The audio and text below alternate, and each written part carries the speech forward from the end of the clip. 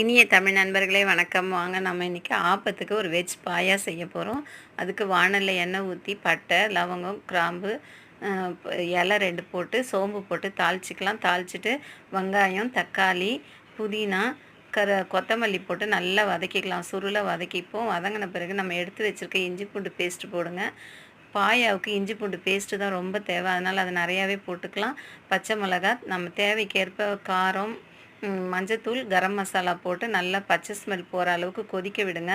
அது கொதித்த பிறகு நம்ம வேக வச்சுருக்க உருளைக்கிழங்கு, பட்டாணி 2யும் போட்டு உப்பு, அதுக்கு தேவையான அளவுக்கு உப்பு, தண்ணி ஊற்றி மூடி வச்சுடுவோம். வாங்க மூடி வச்சுட்டு நம்ம தேங்காய் அரைச்சிட்டு வந்துடலாம். தேங்காய் நம்ம எவ்வளோ தேவையோ அந்த அளவுக்கு தேங்காய் எடுத்துக்கோங்க.